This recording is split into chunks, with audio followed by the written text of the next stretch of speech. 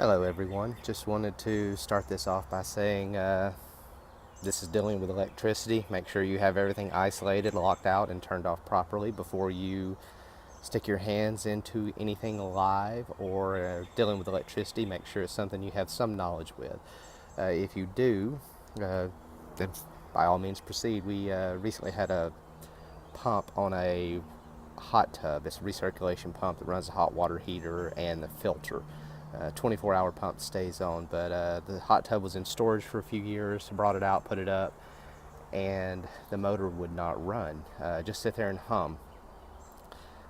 If it's something you're familiar with, something you're comfortable with, I don't recommend it because there is potential to get things hung. But you can take something and turn that shaft and get the motor turning. And if the motor runs after you get it turning, it's generally a capacitor that's bad. So what we wound up doing was pulling the motor off, taking the capacitor off. I took it down to Granger.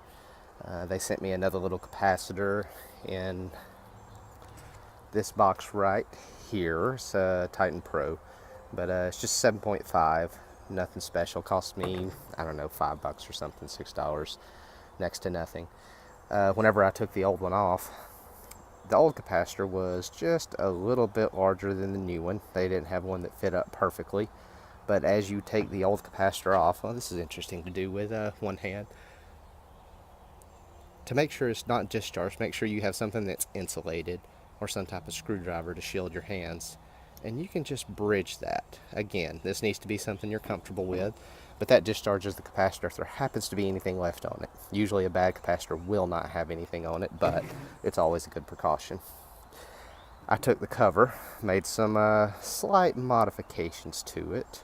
Bend it in just a little bit to accommodate the new capacitor, and wedged it in there.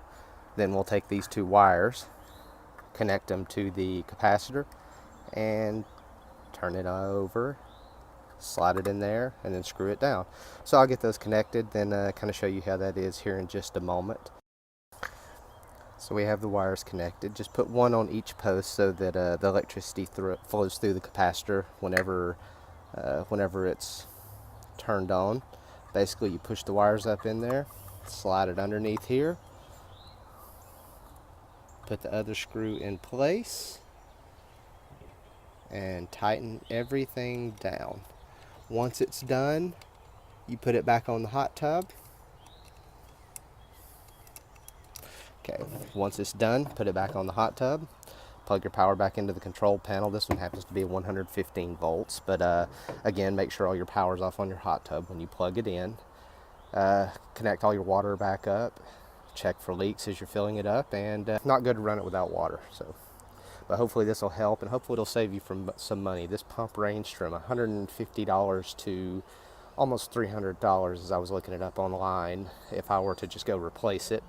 And if I called someone out, they may or may not tell me what's wrong with it. They could just replace the capacitor, or they could charge me for a new one, and most people would just never know what was wrong. So hopefully this will help you troubleshoot, find what's wrong, and reduce the cost of ownership of your hot tub and help you with the repairs. Be sure to like and subscribe to this video if it's something you're interested in, and I'll put more up on various different things as I work on them in the future.